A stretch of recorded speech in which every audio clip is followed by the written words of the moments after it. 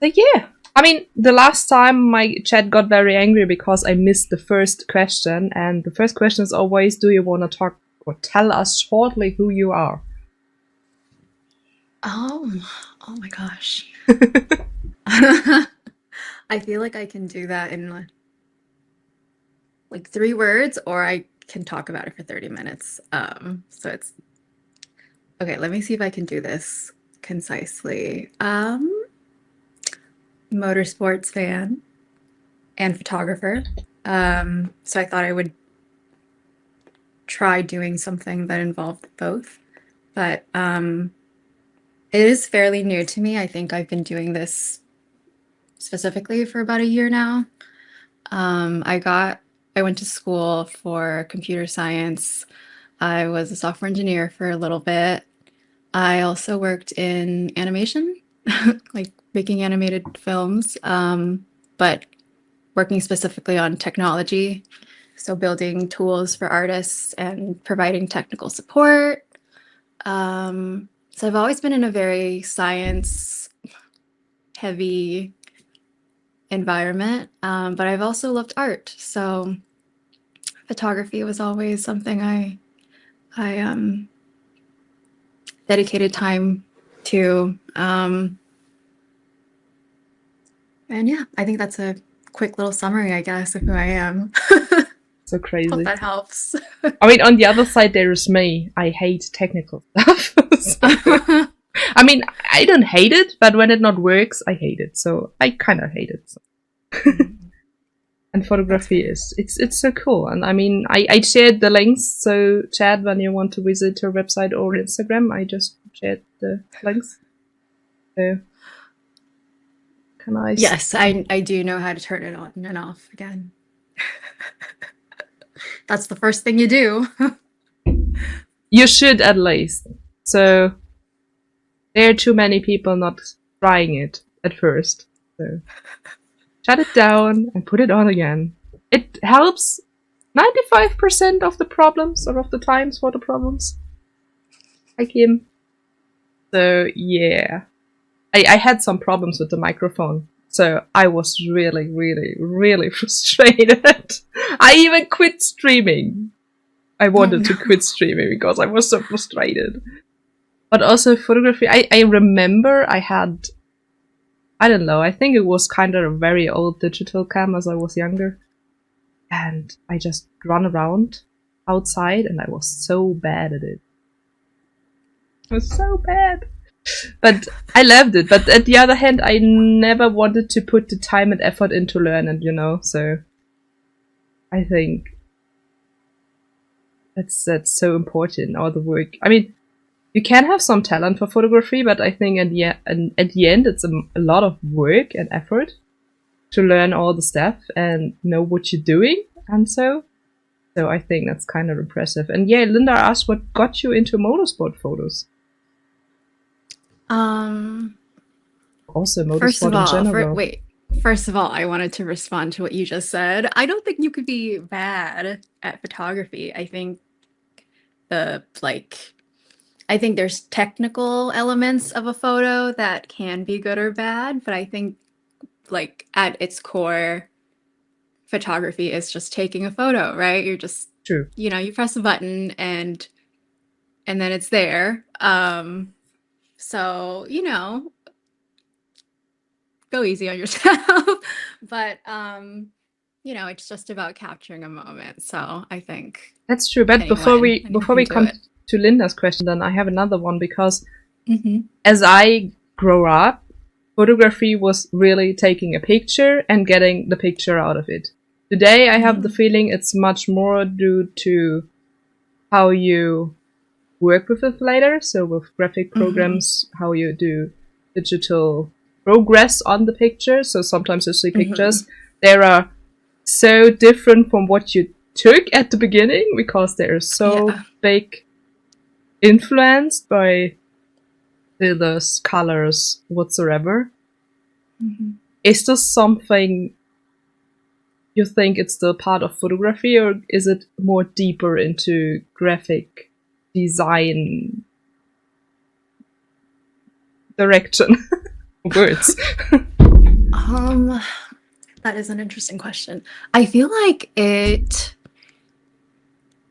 think a lot of people edit their photos, they retouch them, like they tweak very like basic attributes, highlight, shadows, and stuff like that.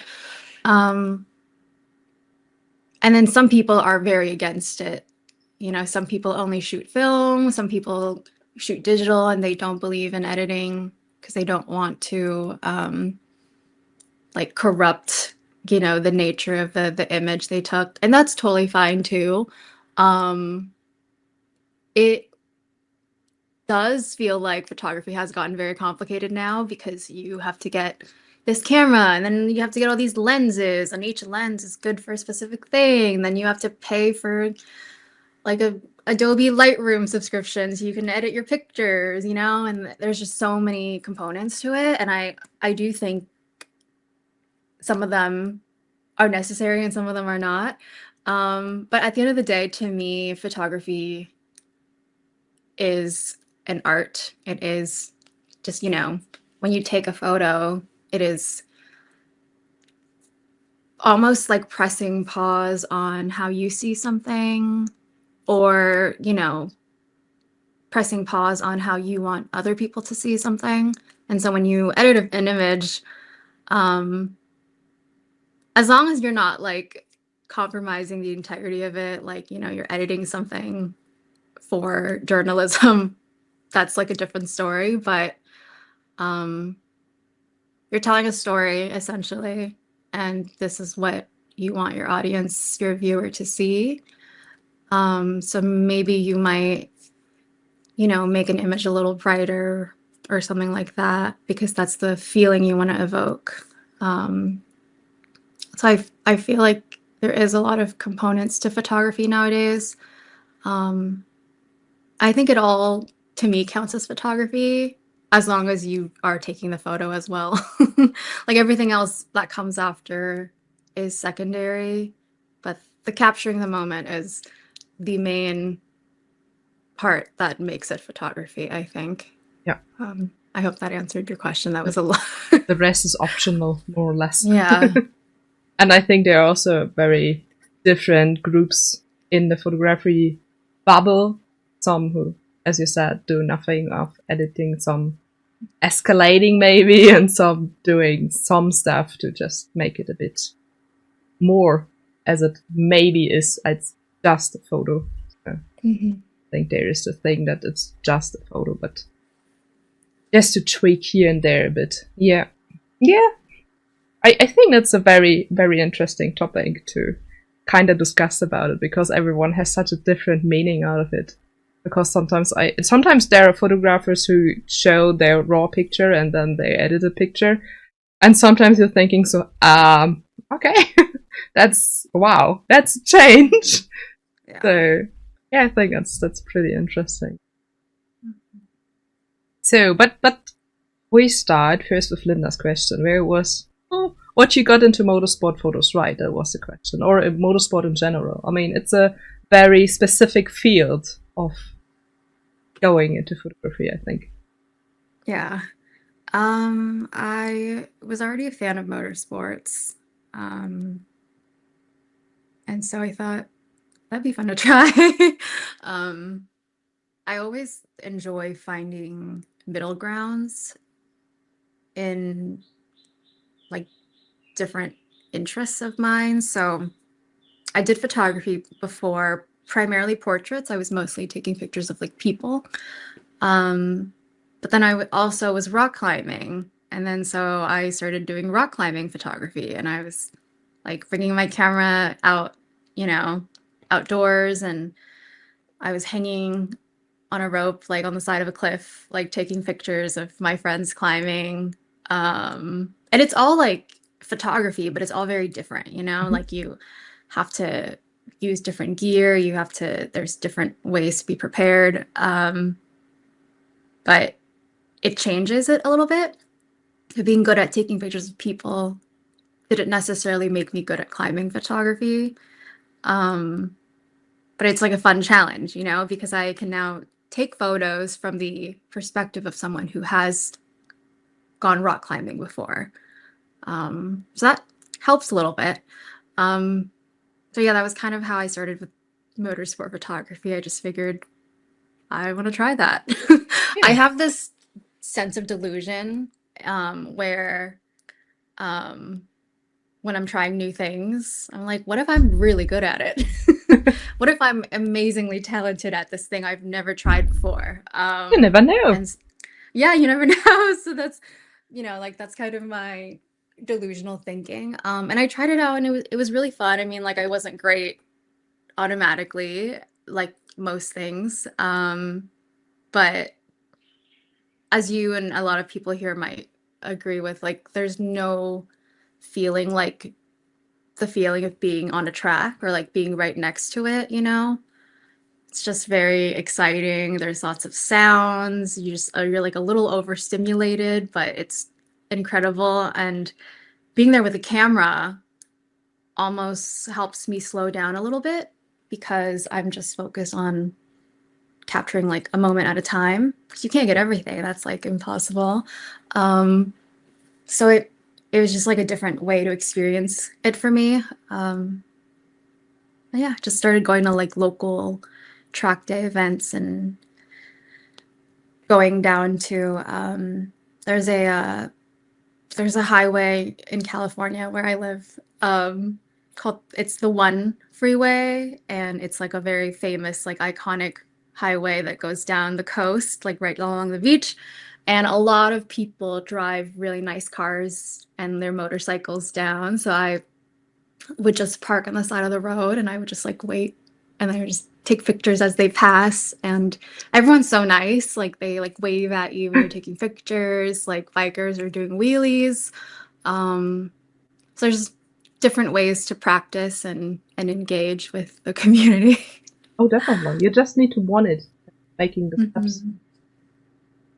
And Oh, so sweet. yeah. Wants So to be the cuddly. star again. Yeah.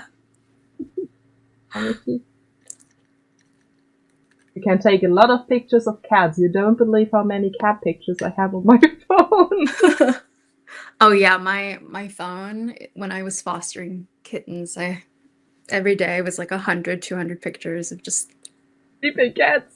yeah. But they're so cute. But yeah. They're so sweet.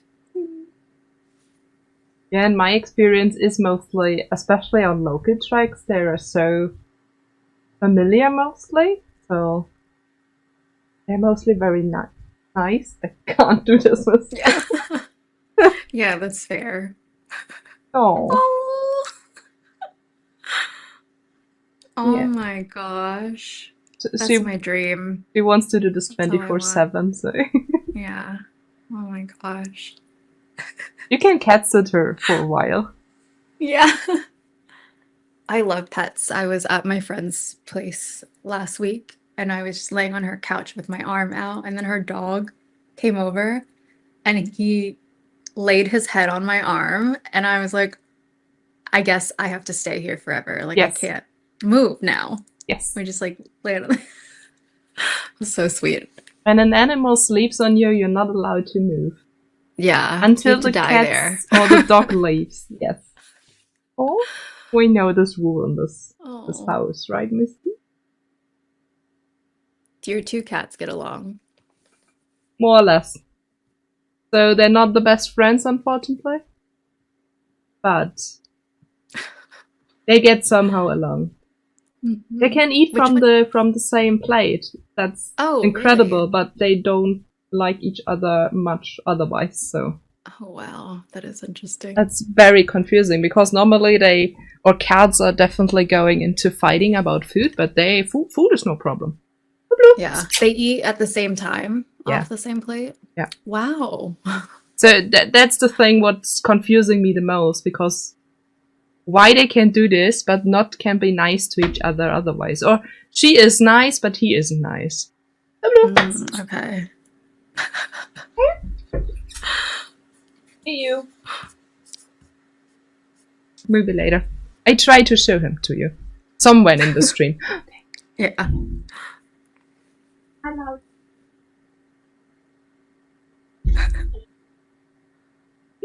the Huh? tail. Oh my gosh. No, Oh, he doesn't want you. is so fluffy. Yes. You're not happy? Yes, wait. And this white cat hair is everywhere. Oh yeah, I can imagine. Everywhere. But he is worth it. He is absolutely worth it. So I don't want to complain. He is absolutely worth it. So he chose me in the chat, so we have a kind of special bond. So, and he knows it. He knows how cute he is, and he knows how much I love him. So he's using it. And yes, hi Slowpoke. Welcome in. I haven't asked your other question, by the way, Slowpoke. Do you post it in the Discord? I was lost for words. So, yes. Also loving Magu's comment, when I grew up, photography was taking picture, wait 2 weeks to get it developed, realize all photos are out of focus. Yeah, the good old times. I remember this too. I'm that old. I mean, me too. I mean, I do that now too. I feel like film photography is still a thing, and like disposable cameras.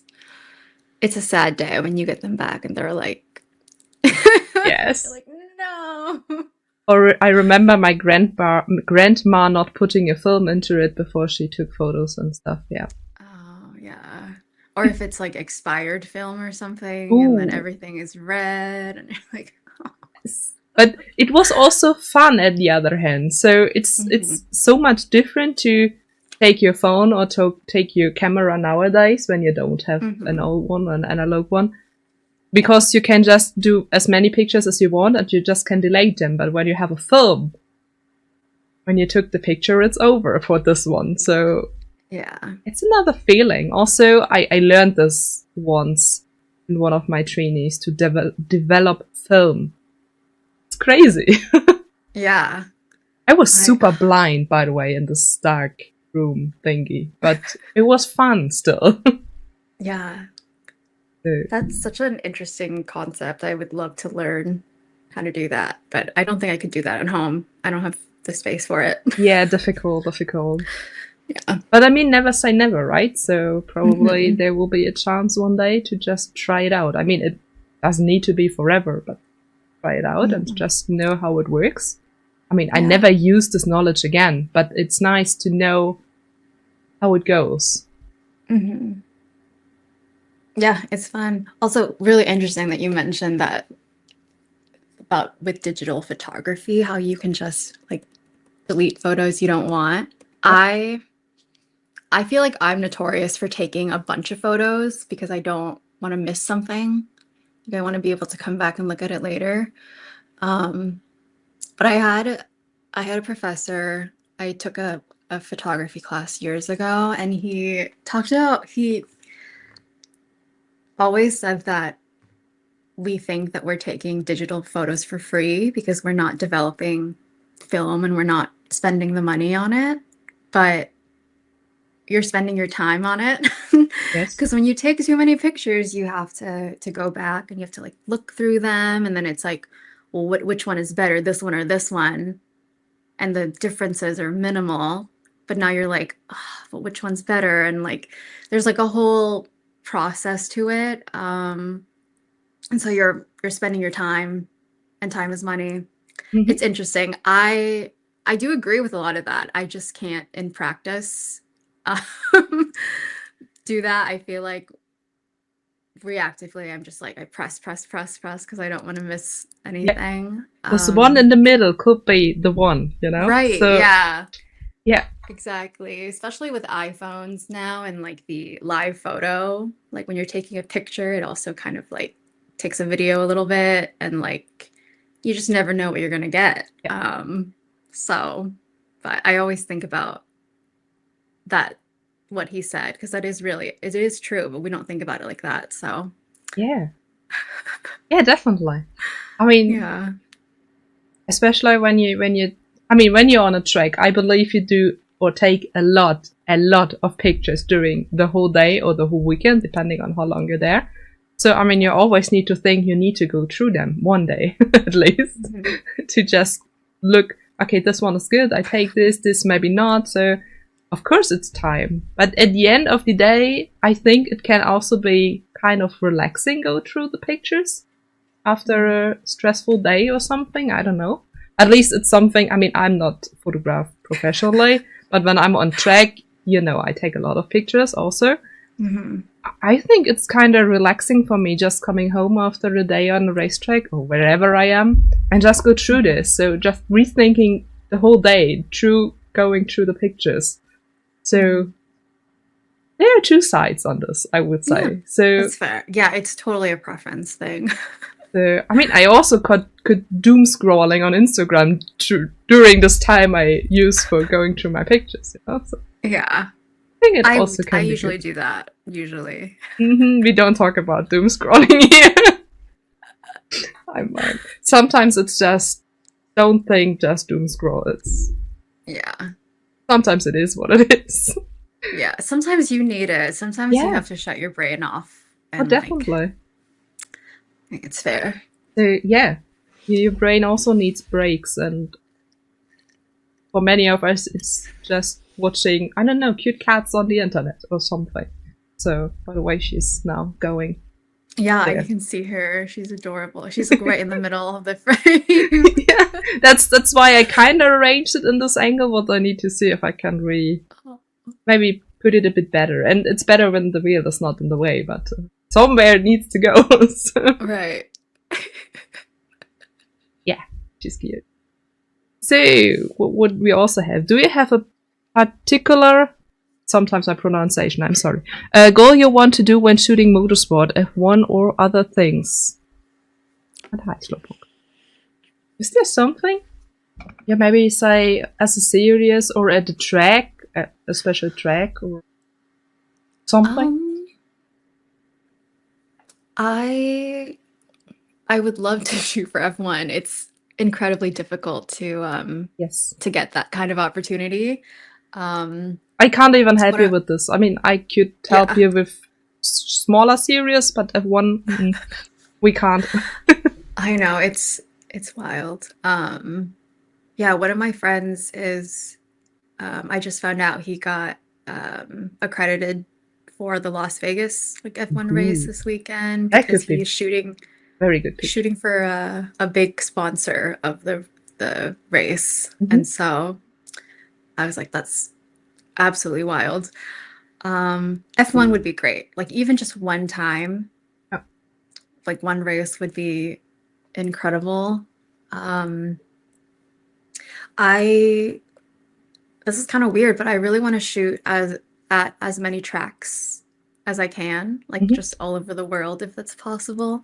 I've like taken pictures like unofficially at a couple of different races, and whenever I take pictures at a race, even if it's not official, I get a sticker of the track That's cool. outline. Yeah. And I put it on my car. That's cool. So I have 3, and we can like probably change something. We could. Let's talk later about this. Okay. I mean, I'm writing for races, and we also can have accreditations. Oh my god, this word. Accreditations for it's photographers. I can never say it. But I'm learning it. One day I can never say it right the first time. I have to say it like 3 times. I also needed so long for anxiety, and still there are words in English I'm so... Okay, breathe, try again. That's fair. It's not easy sometimes. Yeah, but it's alright. No, but we definitely can probably do something like this. Be awesome. We can talk about this. I mean, we also totally. we also don't have anyone in the US, so pictures sometimes would be also very good for us. So we can talk about later. Yeah, sorry, Chad. But yeah, I also really want to cover like women in motorsports. women, Perfect like address here. yeah, just honestly anyone. I feel like people from groups that you don't see much of, like people of color, just would be really meaningful to me personally. Yeah. Because I am Asian American. But yeah, I think it'd be great to work for a team, maybe. I really like the storytelling element. So I love taking track photos, like the fast, like panning photos, but I also really like slowing down, taking pictures of like the pit, people working. I love taking pictures of people doing their jobs. Yeah. Like like I just will snoop around the pit and take pictures of people doing like various things, having conversations, and collectively all of that paints like a big picture of a race weekend, Yeah. and that's what's fun to me, because sometimes like a car driving really fast on the track is really cool, but I want to know what else is going on, like we know that these teams are comprised of so many people doing so many different things, so I like Yes. seeing all of it and sharing all of it too. Yeah. Yeah, I mean, for racing, there is so much more than just a race at the end of the day. So we also have this with so many drivers who we may have here on this chat or something. It's not just doing your race weekend. It's so much around. It's working with the engineers, the mechanics, data analyzing, sponsor work, whatever. There's so much around. And I mean, motorsport is a team sport at the end of the day. So no driver can do a race without a mechanic. It's just not possible. So Yeah. people tend to forget this somehow. But yeah, at the end of the day, it's a team sport. So I think it's important to also highlight the other parts of the team than just the driver. So Yeah, absolutely. I have worked as photographer for a professional racing team years ago, and the best picture I got was in the pit box. Pit box. You could feel the tension. Yeah. I mean, yeah. Like you said, a picture can tell a whole story. So, amazing. Now the other cat is sitting there and doing stuff. Love you all. Yeah. Oh. Oh. Hello. Oh gosh. What's your problem? Are you hungry? Yes? No? He's like, what are you guys talking about? Yeah, they're really kind of... Oh, she's talking to her alone again, so we need to check on her. Yeah. Something I definitely noticed over the years. I have him since this month, 9 years ago. I adopted him, so... Oh. What's time? What's time? Someone asked if you could visit and drive any track, what would it be? I don't know. Difficult. All of them. Yeah, all of them. I kind of like the Suzuka, like the over under. Like I feel like it'd be really fun for someone to be like passing over you or something. Yeah. I don't know. Yeah, I feel like any of them. But yeah, I've driven on a track before in my car, and I drive an SUV. And it was kind of challenging because I'm like this far off of the ground, and like the turns, and I'm just like, "Ugh," I feel like I'm gonna like tip over. So I would probably rather be driven on the track. Taxi drive. Yeah. Or a professional race car driver. That's a dream.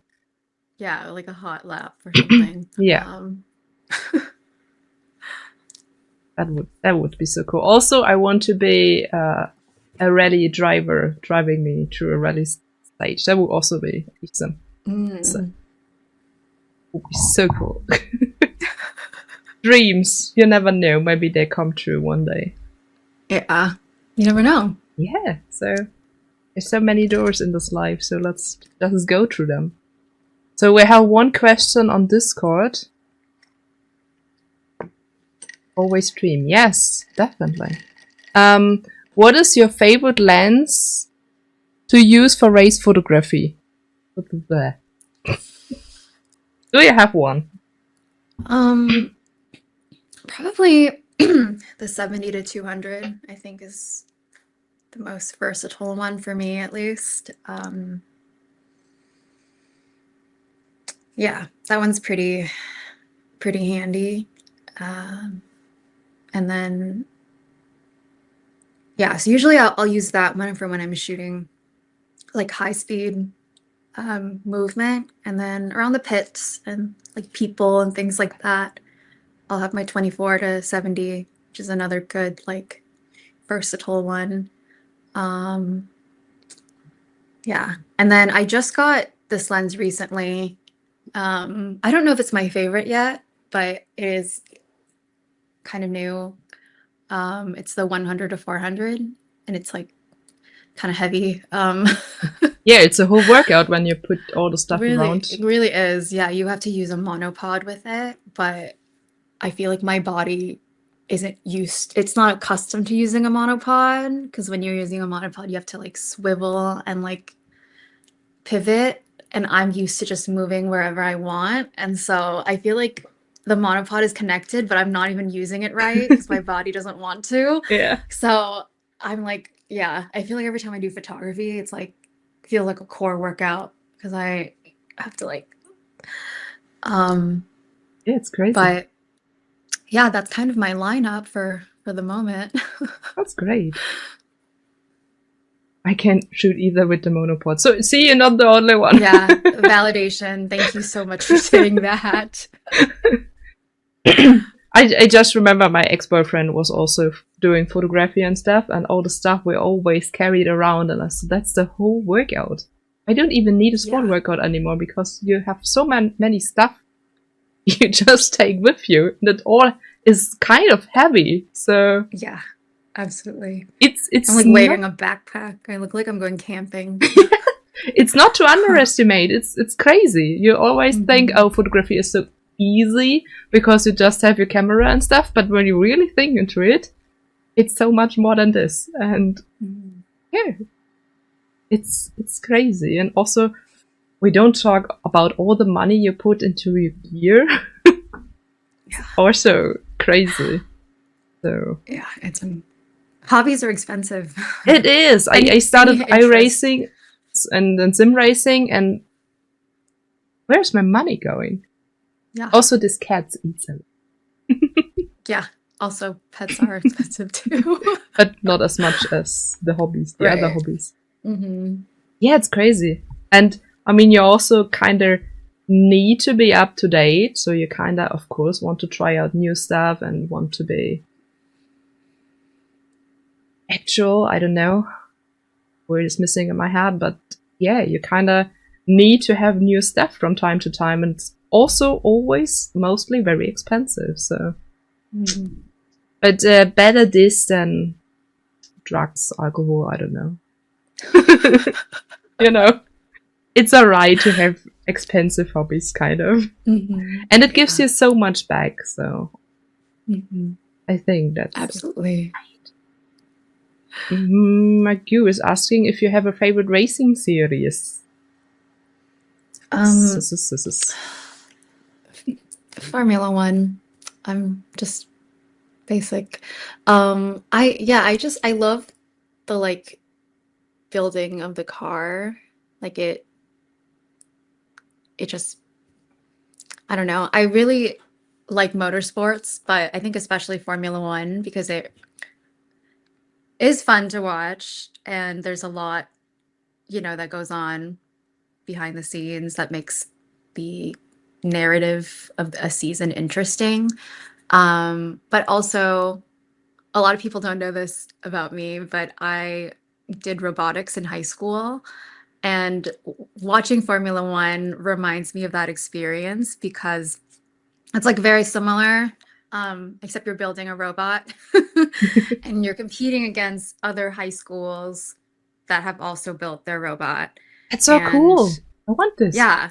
They don't like, I know, it's fun. It wasn't like battle bots where they fight and destroy the robots. It's like more like the robots are playing a game or completing tasks or something like that. It's very like friendly.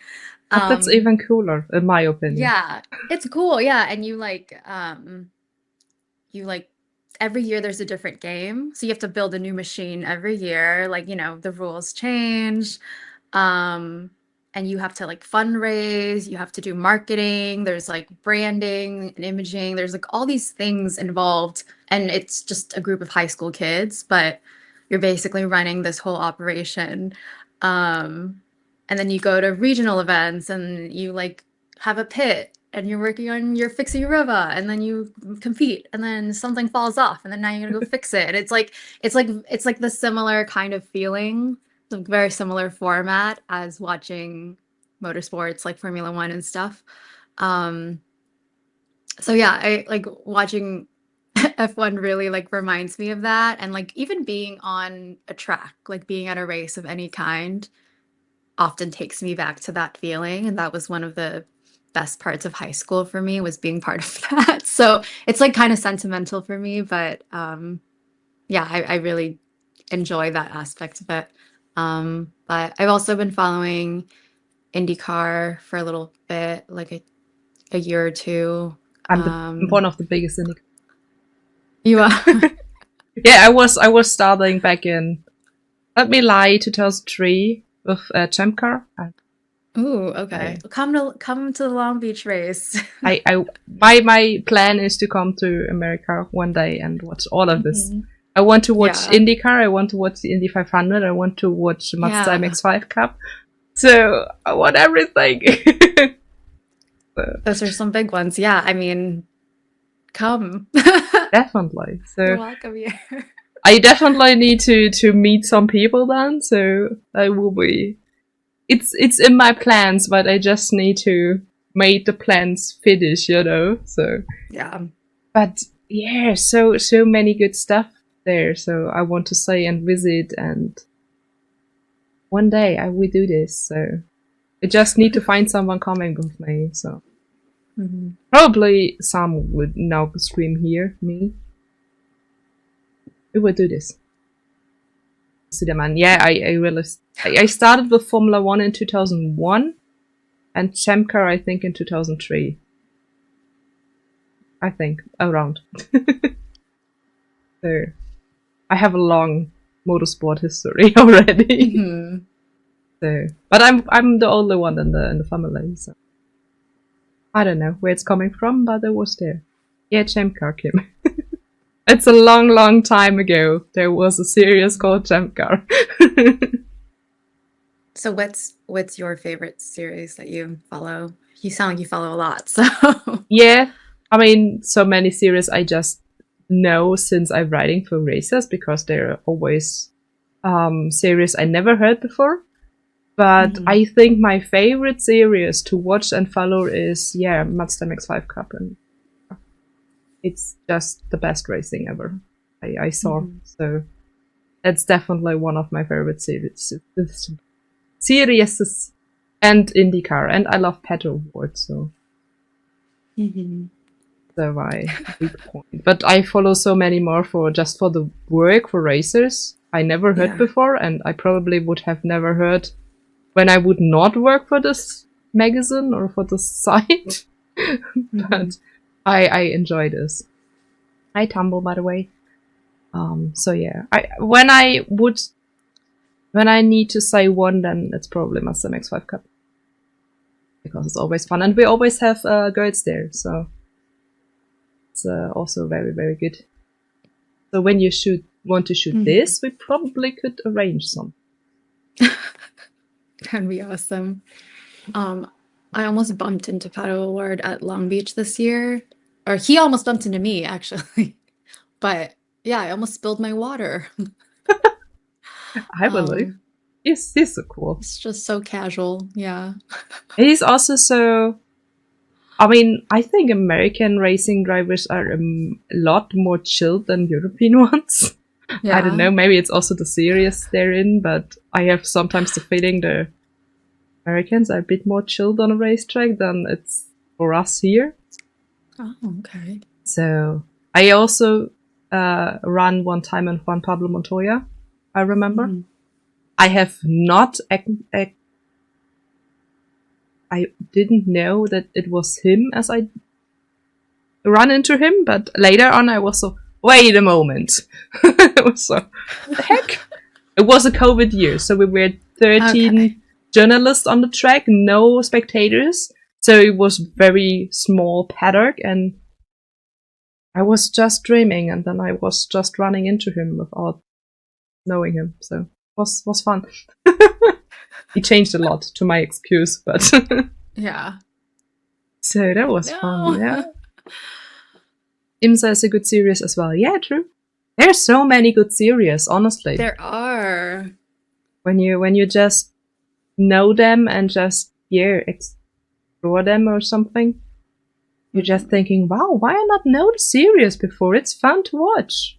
Mhm. So IMSA as well. And for us in Europe, it's kind of nice because we can watch IMSA for free. So also my Swimming's Life Cup, Yeah. so that's fun.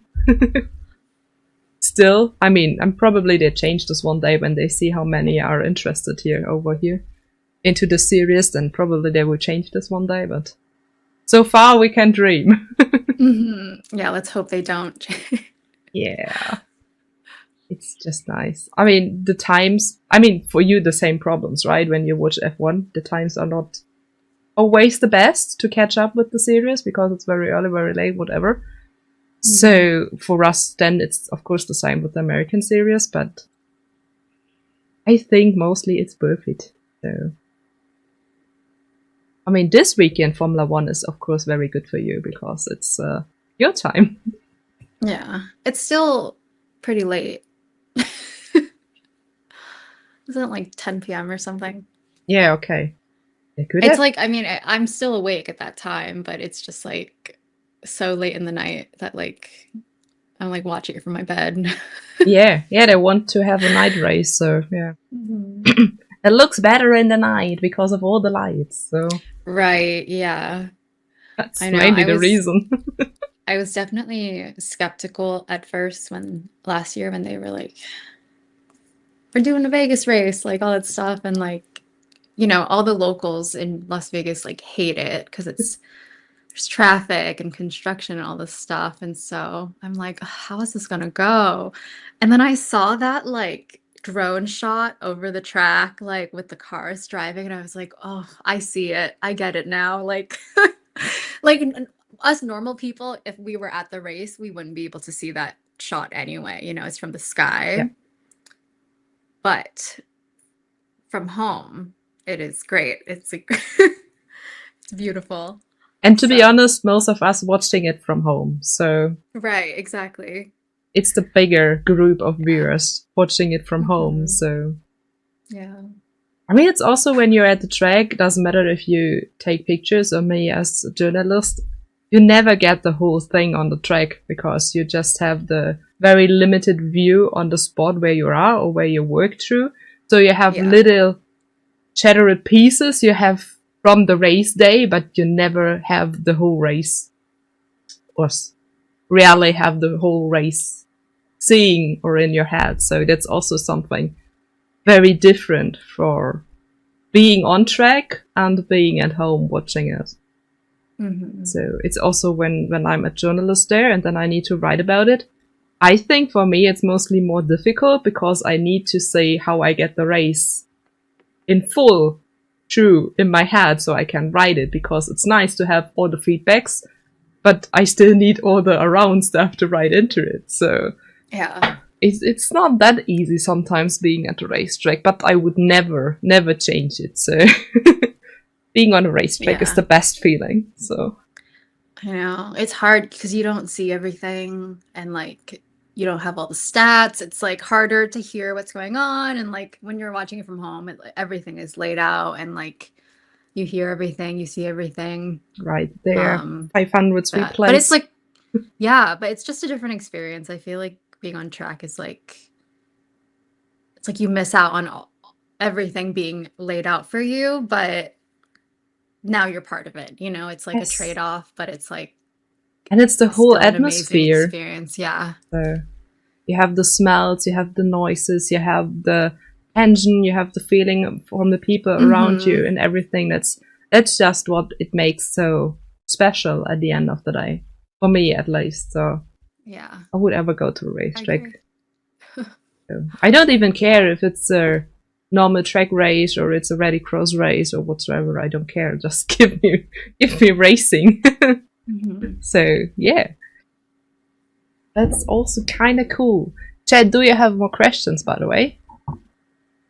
Because we're so nice lost in our chat. So I haven't forgotten you, Chad. By the way, my English and boss are tenses, so I will always mess them up. So don't be surprised. No, you've been good. You've been great.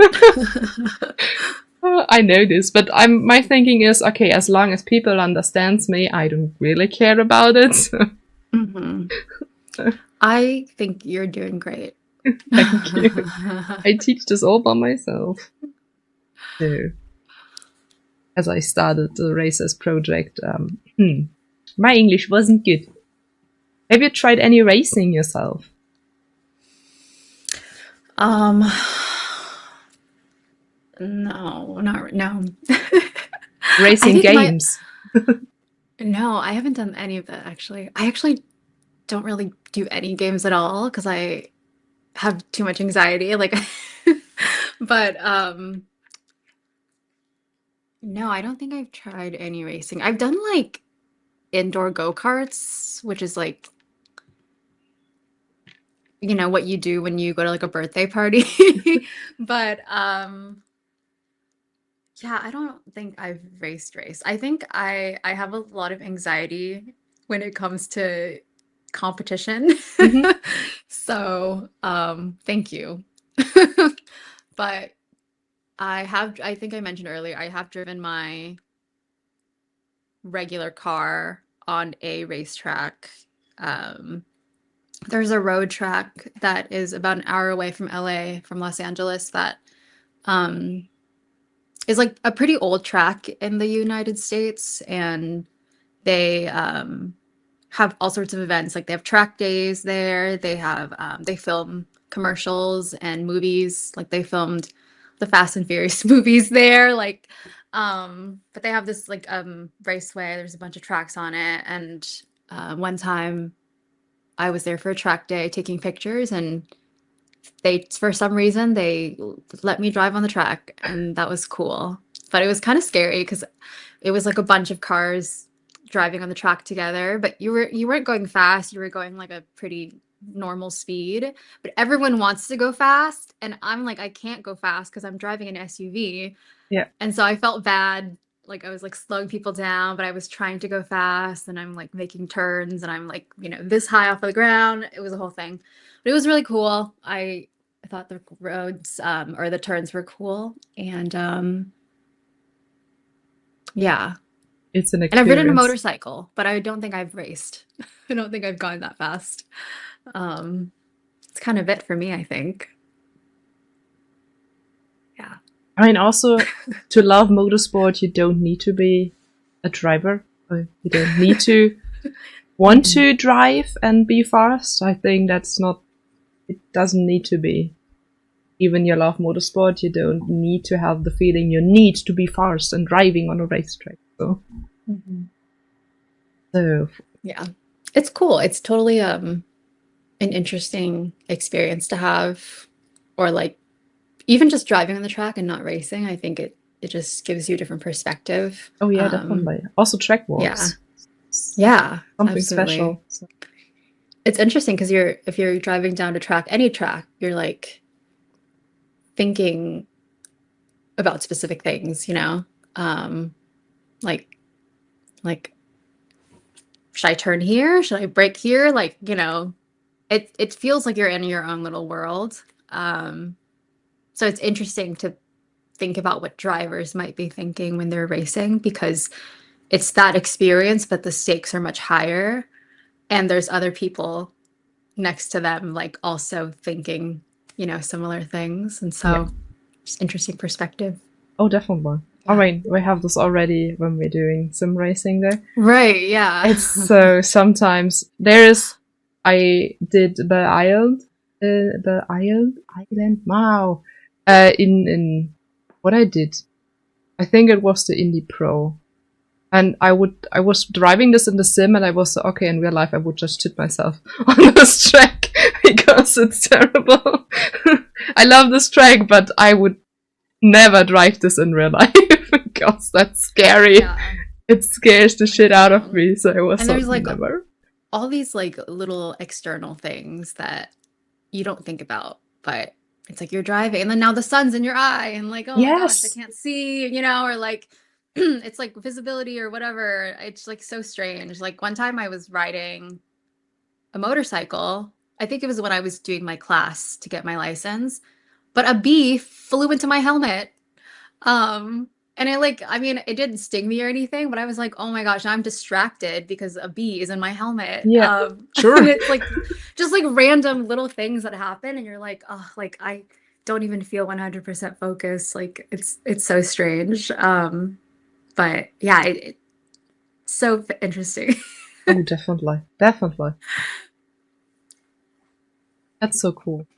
Magoo asked if you have a favorite or a dream car.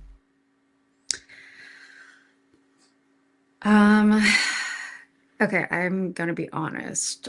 I am not really a car girl. Me I neither. don't Everything's good. I I think cars are cool, and I think I appreciate them. They, as a concept, I think like it really is such a work of art, you know, like there's so many components and everything has to work together, and like the concept of cars is cool. I don't really know a lot about cars. I know about my car that I drive personally.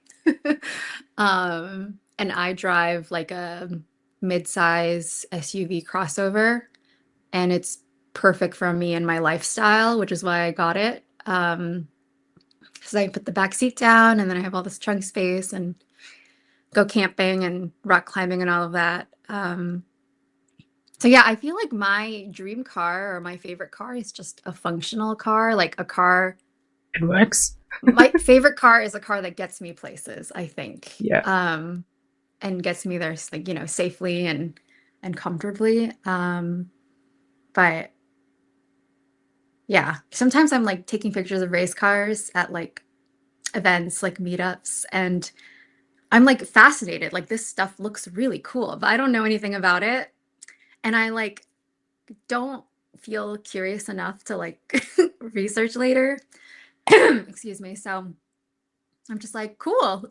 And then I just take pictures, like very funny pictures of cars. Like I don't know anything about cars, so I'll just take a picture of like the gas cap or something. Like this looks cool to me, so I'm gonna take a picture of it. Or like I'll take a picture of the side mirrors or something. But yeah, car photography from the perspective of someone who doesn't know cars is like kind of funny, but I just embrace it. And then I'll just talk to people around me and be like, what do you know about this car? Like, you know, I don't know anything. I'm like, you can tell me stuff if you want. And then I'll be like, wow, that is cool. But yeah, I'm not a huge car person per se. Me neither, sir. I totally get this. So I love race cars, but that's it, more or less. So I also can't drive a car anymore, so I'm also out of this. Oh no. Yeah, I lost 60% of my vision, so I am on 40% with the glasses, so it's not good to drive a car for me anymore. But that's fair, yeah. So that's fine. 7 hours and 50 minutes until FP1 starts. Okay, I'm with you. Oh my gosh. Good to know, good to know. So I probably will sleep. I think that's a bit too late for me. I mean, I hope it's not like FP1 last year when what was there, like 10 minutes of driving on the track and then they had to like end it. Yeah, I think for us it's Patty, you said me earlier today when it is for us, but I forgot again.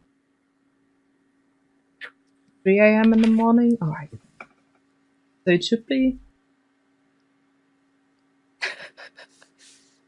9 for you? I don't know. No, wait. Yeah, no. It could be. I'm not good at math. Okay. I just Let it go. Yeah, it should be like 6 p.m. or something. I just opened the app and have it tell me what time. That's the best thing.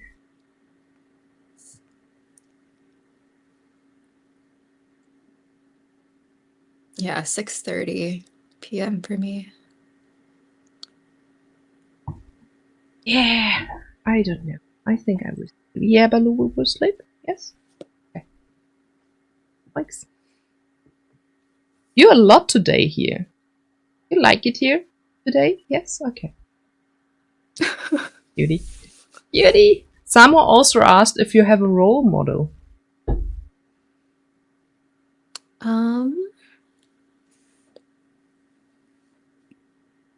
Such a difficult question. In motorsports or like in general? Yeah, like both. Doesn't matter what you. I don't know. I don't think I have role models anymore because I don't want to put any one person on a pedestal. Because I feel like no one's like perfect. Sorry, this is like kind of a cheesy answer, but like no one's perfect, and I don't want to idolize anyone too much. To be honest, But that's the most honest answer we normally get. So you're not the only but one saying such. yeah, This but like there are a the. lot of people I admire.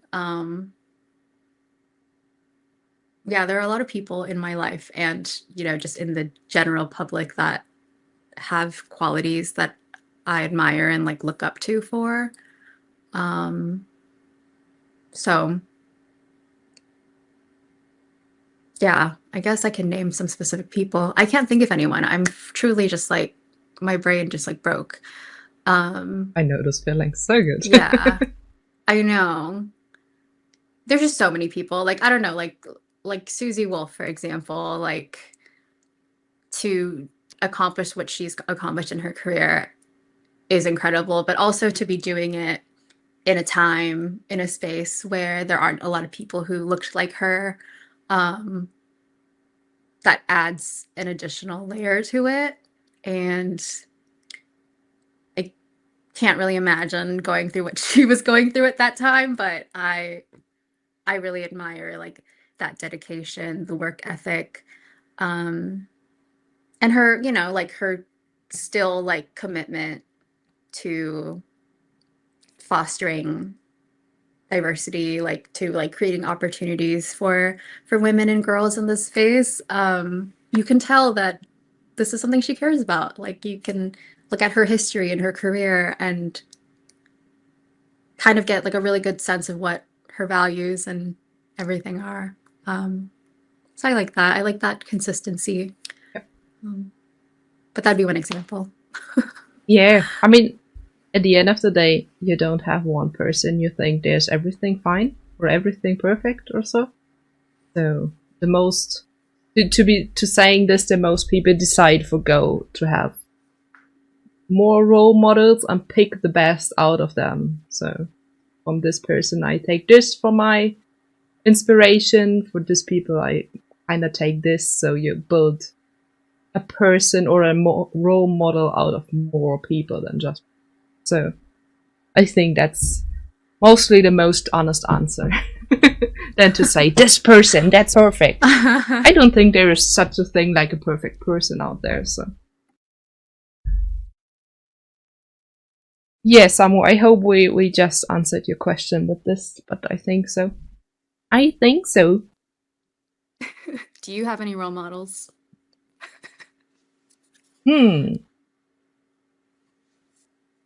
Difficult question. I don't think so. I think there's so many people who have done so much in the world, especially for moving forward for females in the world. So when we go to the motorsport stuff, I kind of love the Iron Dams project. So Deborah Meyer, as she invented this, pick me. Sorry. Is something I really think that's really cool what she did there and what she's still doing there. But also some of the stuff I think could be different, could be even better. So that's something I think it's really cool, and I think that's a great project to have that amount of money and doing a project like this out of this, because of course you could just say I saved the money, I don't know, do some wellness holidays or whatever, but she just gave the female drivers the chance to just do it and stuff. So also people, I don't have a example right now, but people who are just doing things and not being scared. So I'm missing a lot of self-confidence, so that's something I sometimes think, I wish I would be that confident like this person or something. So yeah, that's stuff, but not a real person I could say that's an idol. Do you feel like fear has held you back in a lot of ways? Yes. Sorry, that's like a deep question. But yes, it has. So yeah. it's still doing this, but I think I can work around better. Yeah. So also starting streaming helped a lot. Starting doing those interviews helped a lot. The 20 minutes before is still not the best of my day, but I'm just doing it still. So also going to the racetrack, I'm very introvert and shy and having social anxiety, but I still doing it. I could do better, but I think even going and doing is the best I can give at this moment. So it's absolutely fine. Yeah. But still, sometimes I wish I would be a bit more braver, confident. Mm-hmm. I'm working on it. I feel that. So I'm here. I totally feel that.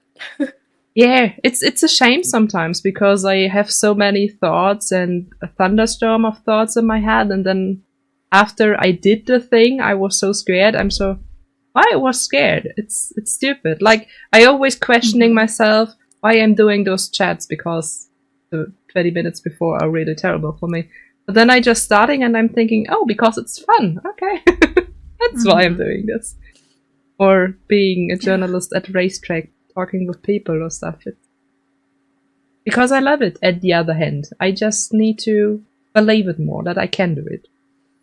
Mm-hmm. It's also why I started streaming. I was very bad in speaking English, so I just searched for a way to practice it, and now I'm streaming in English since nearly 3 years, and something happened here. Yeah. So, That's incredible. That's really great. I hope that you are proud of the work that you put in. Sometimes that's not easy to do. That's true.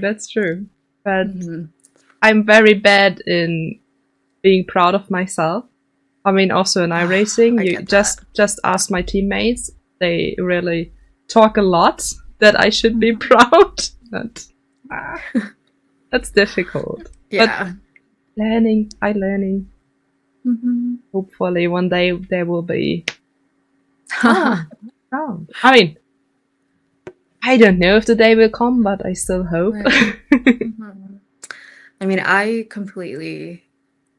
understand that feeling. I don't think most things in life just happen in an instant. Like, I think a lot of the big things like that take a lot of small moments that lead up to it, you know?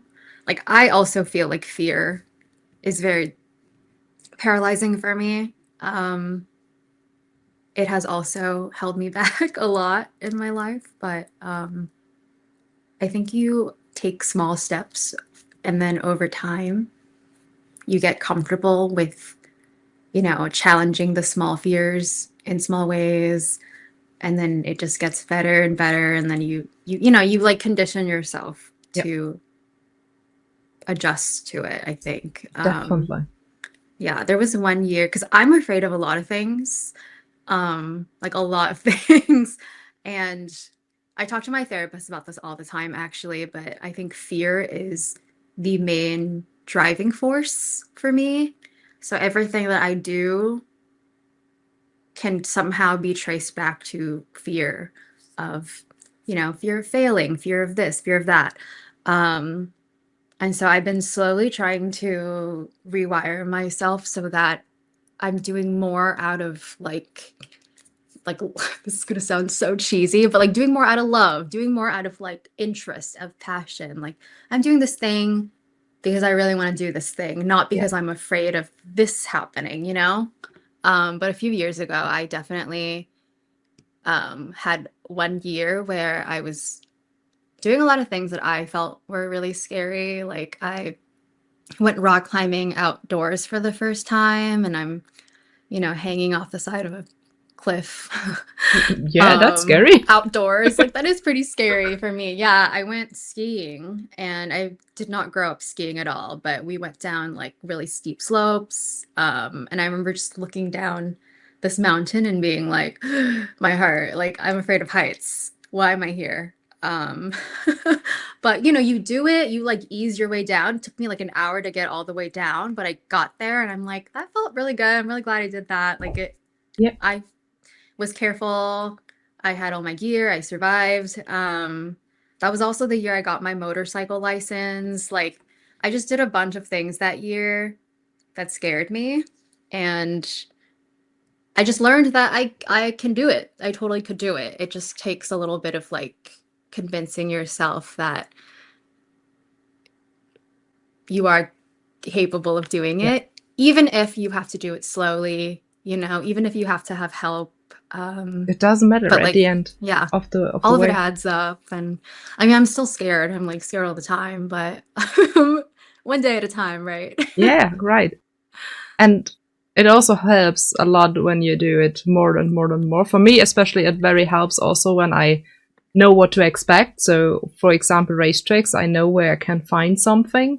I know Mhm. where, I don't know, the media room is. I know where I can go on the grid or whatsoever. I know people around the track or something. For me, that's very, very helpful when I be there the second or the third time. So it gets easier all the way because I know more Mhm. about the surroundings and stuff. And also, I'm afraid of a lot of stuff, but also I try to just do it. So Mhm. stop thinking. It's easier said than done, but just Yeah. just starting. So I mean, it doesn't need to be 0 to 100% instantly. It's okay Mhm. to just go 30% the first day or whatever. Yes, Doesn't matter. exactly. Just Mhm. starting the journey. So I mean, Yes. as I started streaming, as was so okay, they will never be watching this. Someone. I mean, I was sure about I have one viewer and one follower, so Samu would be here every time I do this. But I wasn't sure everyone else would want to watch me doing stuff on stream. And now, I don't know, I have over 300 followers. My merch was sold into, or yeah, sold, bought, whatever, and shipped to not just Germany where I live, also to other Mhm. countries in Europe and stuff. And Yeah. that's crazy. At the moment, That's one of my amazing. mods who isn't here, who sent me a picture that my merch is in Indianapolis one Oh my day. gosh. Yeah, he's in the US Wow. at the moment. So that's crazy. That's just crazy. Yeah. And at the end of the day, I think, why I was so scared? Why? Just do it. And even when stuff happens, and even when you have a fallback or something, it's not the end of the world. Right. So it's annoying in the moment it happened, but at the end of the day, it's just the learning process. So just stand up Mhm. and continue doing it. But there are better days and there are worse days. Let's say it like this. Yeah, But for sure. I, Absolutely. I think at the end of the day, it just counts that you never give up and just try to do what you love and what you want to do. So Mhm. I mean, I will never be the person who goes alone to a concert or stuff. That will never happen. Mhm. But going alone to a racetrack, I don't mind. I have the Mhm. problem to go to a racetrack because I can't drive. So that's another story. But I see. and they're mostly in the nowhere. So, but Yeah. I have totally gone to a concert alone before. And I wa- honestly, I had fun. I did it once, but I was sick, so that's not really Okay. counting. So I even got out before it ended. It was Evanescence that Oh. I remember. It's Oh, my favorite wow. band, ever. I think I visited 5 concerts by now from them. And one of them I had fever and it was not good. I shouldn't have been there. But I didn't want it to not go because it's my favorite band. I wanted to see them, but yeah, that's fair. At the end, I got out before it ended because I was really, really bad. Yeah. But I still kind of enjoyed it. Which concert did you go to, Samu asked? The one that I went to alone? Yeah, and all the others. We want to know everything. Everything. I went to, I saw Lord by myself, and then I think I got to a couple of small shows alone, but I can't remember which ones. But Lord was a really big, like stadium tour. Yeah, I don't remember other ones. Yeah, I used to never would be able to go to anything by myself. Like if I didn't know someone to go with me, then I would just not go. And then I think at some point I realized that I was missing out on a lot because I just kept waiting around for people to join me. And not all of your friends are gonna have the same interests as you, or the same schedule or availability. Like waiting around for people ends up like being kind of a waste of time. Yes, my music taste is too weird, so no one is going. Yeah, so then I just started like showing up to things alone, and sometimes I would make friends, and yeah, like last year I went to the Vegas GP just for one day by myself, and I made a friend there who also went by herself, and we became friends. We like hung out the entire night, and then now we keep in touch, and she's visited Los Angeles and I've like gotten coffee with her. We like talk, we like send each other things. Like she sent me this like print recently that she made. Yeah, it's just like, you never know. But it definitely got easier. It was really hard at first because I would be like, oh, I'm so awkward, and everyone here knows I'm alone, and I'm like, what's not true? I look like a loser. Like I'm so like uncomfortable, but then like no one's actually really thinking about you like that, like people are doing their thing, they're going about their day, and you're just there and you're existing, and it's fine. So I started going to things alone, and now I feel like I'm pretty good at it. So also what's also good when you're alone, you just can do it whatever you want. So you don't can go anywhere. Yeah, it's great. It's also on a racetrack.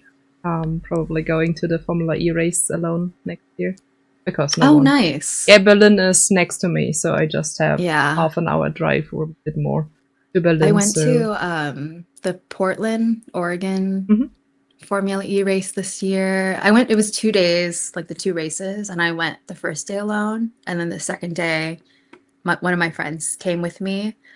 And yeah, you just do whatever you want. The worst part about going to these events with other people is like if you separate, you have to like call each other and be like, I'm next to this. And you're like spending all this time looking for each other, it's like, oh, I just want to go wherever I want to go. Yeah, that's so true. But like, yeah, it's a good time. Oh, definitely. Yeah, Berlin is so close. I was there. I don't know. 4 Have years. you seen Formula E live before? Yeah. I was the first time, let me lie, it was before COVID, so 2018 was the first time Formula E, I think, for me. Yeah. And then I was also 3 or 4 times, because it's the closest here I can go, so there's... Yeah. The next racetrack is with car 1 hour, 10 minutes away. I can't drive car, obviously, so it's... never-ending way without car, but... So Berlin is... Do you follow Formula E? Like, not really, to be honest. Okay. I was doing it as it started. Also, we had some female drivers at the beginning in the first seasons, but now... But not really. I lost a bit my interest in Formula E. I don't know. Yeah. It's... Also, I was...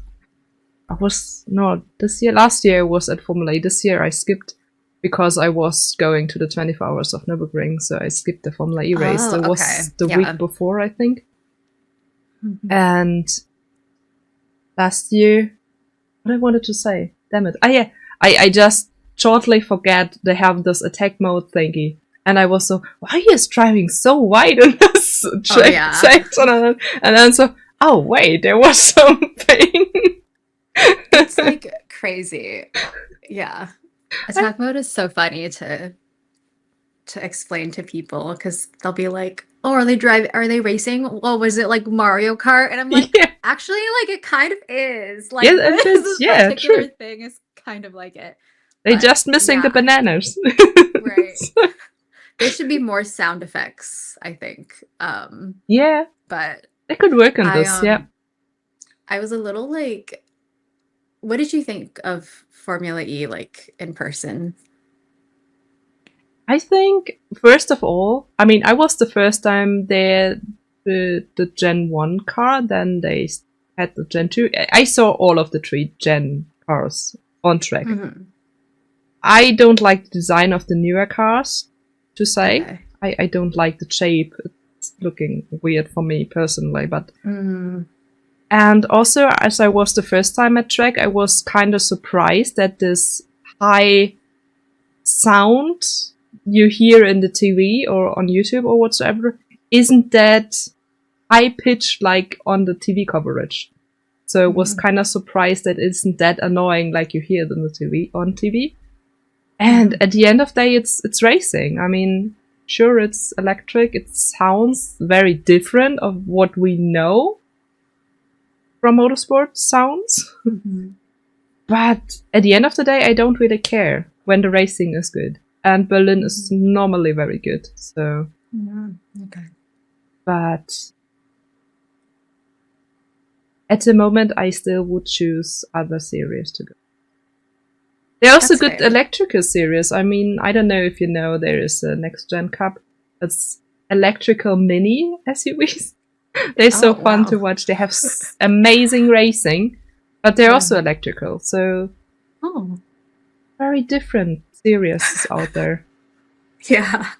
So, I feel like the audio, the sound quality of it, the sound element of it for me did make it a little underwhelming in person yeah. because I like the loudness of the engines, but yeah, I mean they're still going fast. It's just funny. An event staff at the E-Prix was telling me that last year they had a bunch of people miss the start of the race because they couldn't hear it. And they were like buying a beer. They were like getting a beer or something. And then the race had already started. And I'm like, that's kind of a bummer. So in Berlin, they're starting half an hour before with warnings, so you can't miss it there. Okay. But definitely not. Yeah. I felt like the race was... So I went to round 13 and 14, which was Saturday and Sunday. And Sunday they had I felt like Sunday's start was a little bit more eventful. They had someone like skydive or something out of a plane with a parachute. Like it was a whole thing. But then the day before that, it wasn't as crazy, I don't think. So then I totally would have missed that too if I was doing something else. True, yeah. Yeah. Yeah, I think Formula E is special. I'm not sure if they develop in the right or in the wrong direction at the moment, to be totally honest. But at the end, the future will show. So, I mean, it's long living still. They are, I don't know in which season they are, but it's a while, meanwhile. So, yeah, we will see. We will see. Yeah. Also, they're definitely doing better than Extreme E or however they're all called. So. Yeah, but yeah, I still prefer also the loud motorsport. It's just the whole feeling about it, so. But also in between, I don't mind. Just, yeah, Next Gen Cup is fun to watch, so they're also electric. So they had, I was at Hockenheim for the DTM final, and I think Next Gen Cup had the most exciting races of the whole weekend. So that How do you like stay on top of all this? I feel like you know so many of the series like well. I feel like I haven't heard of so many of these. practice. Practice. Honestly, it's after I started riding for Racer, that was in September or October 2019. I was starting with the most basic stuff, so I know Formula One, IndyCar, the big series. And then I started riding, and then I learned so many more series. And they just kind of stuck in my brain, so I don't know. I can tell you about so many more series. So, especially Scandinavian series is Yeah.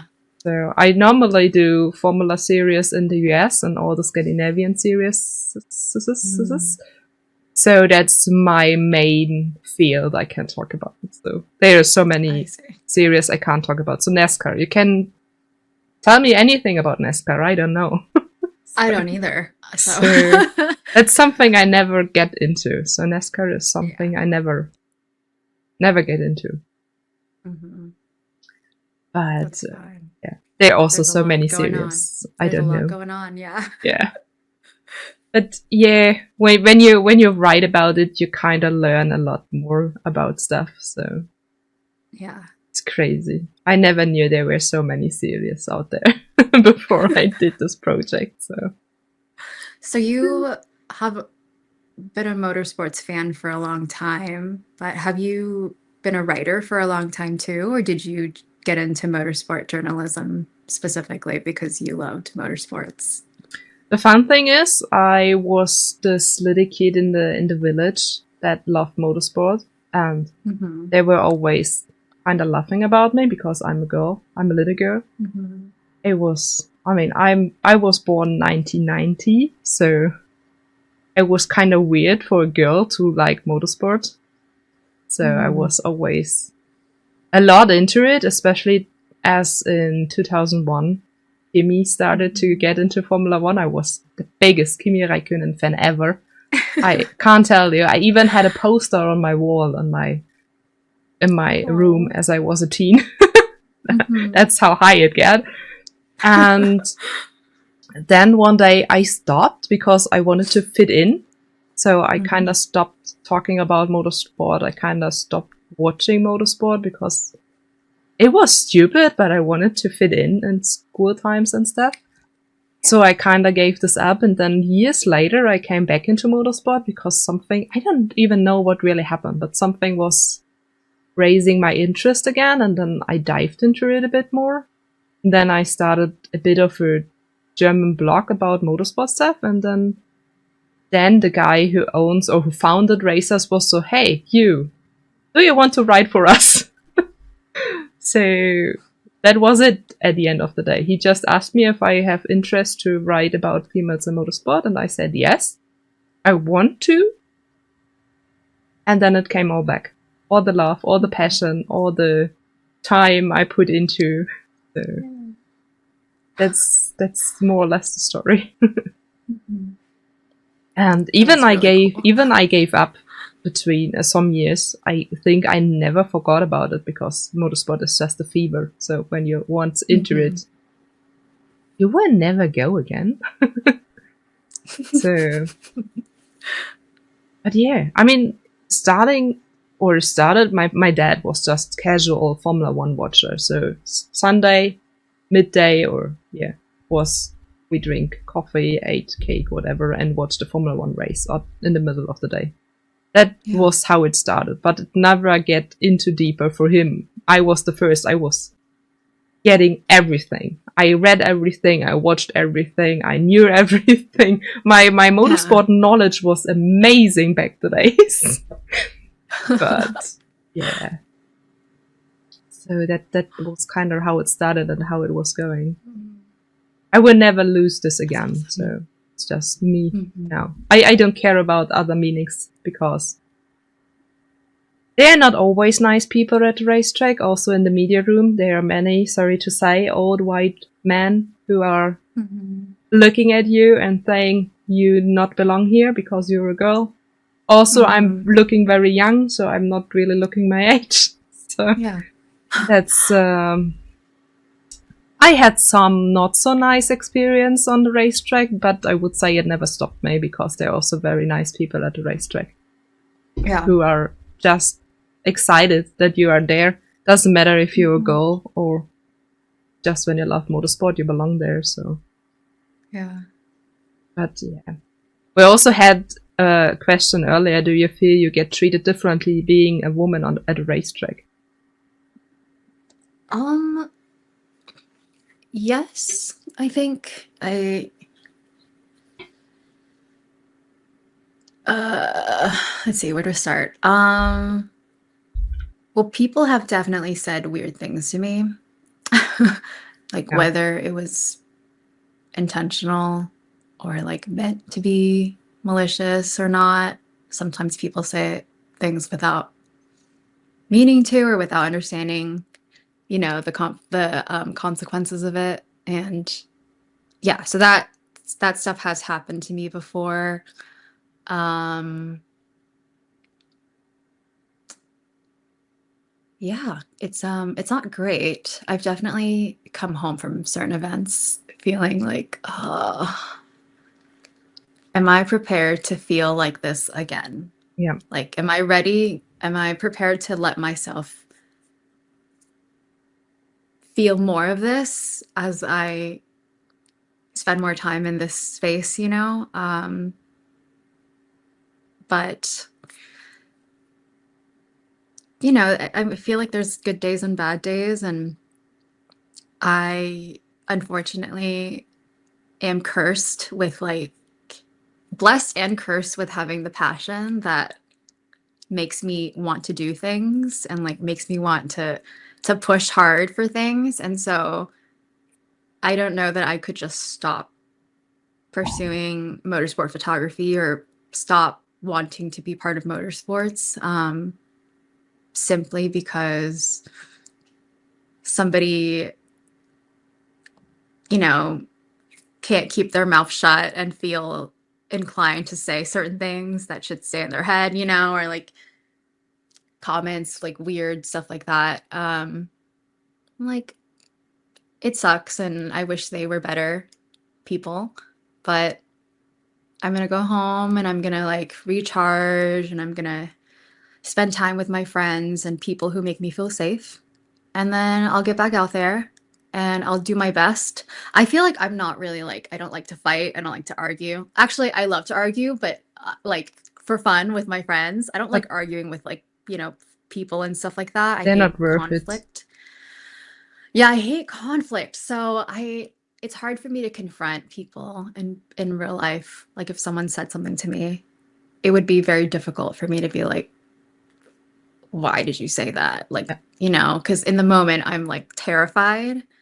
But I feel like part of being blessed and cursed with having the passion to follow through and like, do my best to do this, will hopefully lead to, if I eventually get to where I want to be, like it will lead to me being able to open the doors and like allow more people like me into this space and hopefully,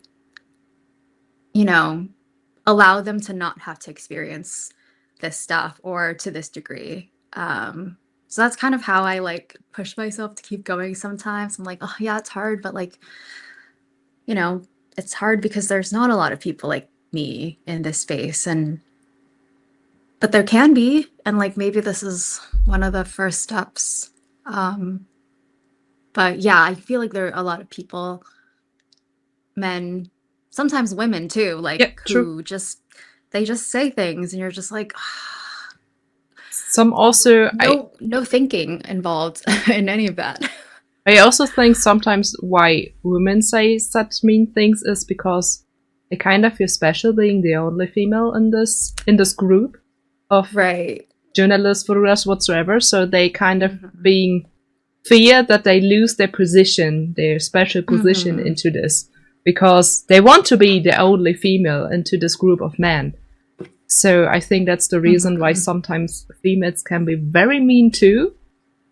Yeah. But also, it doesn't matter if female or male. At the end of the day, I think it says more about them than about you when they're being mean, because Absolutely. what they're scared for, you know? I mean, I'm just a journalist like all the others as well. Why they're feared, especially ahead of or before me. So, what's his problem? So, or her problem, doesn't matter. So, I think, at the end of the day, it's more about them than about us as person. So, it's a shame, and it hurts sometimes. Not gonna lie, sometimes it really hurts. Yeah. But like you, at the end of the day, I think I just continue because there can be more of us at the end of the day. So when I show I can do it, why not anyone else can do it? So being a female journalist in motorsport, it's still a male-dominated field, of course, but someone needs to start. So when I'm there, you can be there as well, or, you know, little girls see me there, spectators, and see me there interviewing someone or so, and they're just thinking, oh, she can do it, I can do it as well. So that's cool. I think we also have this in sim racing. I mean, in iRacing you use your real name. My name is obviously female, so it's not easy all the time.